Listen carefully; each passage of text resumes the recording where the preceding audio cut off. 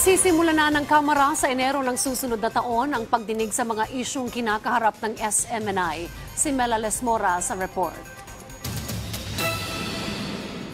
Nakatakdang ipagpatuloy ng House Committee on Legislative Franchises sa Enero ang kanilang pagdinig ukol sa mga resolusyon at panukala laban sa SMNI. Pinakabago riyan ang House Bill No. 9710 ni One Rider Party List Representative Ramon Rodrigo Gutierrez na nagtutulak sa tuluyang pagkansela ng prangkisa ng TV network dahil sa umano'y patong-patong na paglabag. Iba pa ito sa una ng pinagtibay ng Kamara na resolusyong humihikayat sa NTC na suspindihin lang muna ang prangkisa ng SMNI dahil ngayon tuluyan na itong pinare-revoke.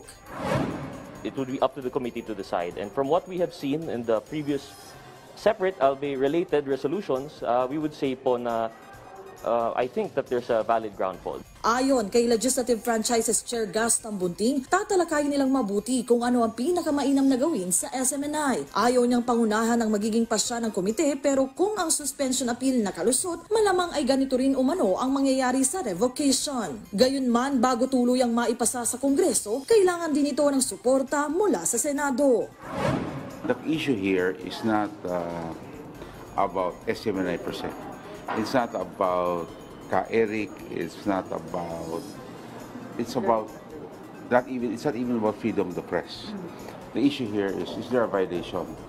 And if all these resolutions that were filed are true, then indeed it is a violation of the franchise granted by Congress and directly, of course, because they are congressmen that voted for the grantee, then you can say it's the Filipino people that really granted the franchise. And it's for us to determine if they still deserve that privilege.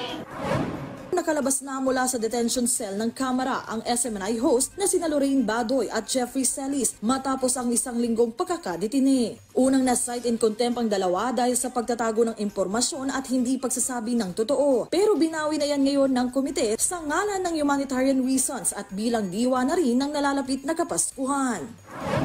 I said sorry and I apologize for my disrespectful behavior sa pagsigaw ko ng kangaroo court sa kanila, sapagkat yun ay burst of emotion sa panahon na nagpapaliwanag kami, binubusalan kami. But I did not retract, I will not retract. We were very ready to spend our holidays here, away from our family. We were very ready to do that. And that's very important kasi pinaglalaban natin dito ang ating bansa at ang mga anak natin. And siguro gusto kong magpasalamat sa ating mga kababayan.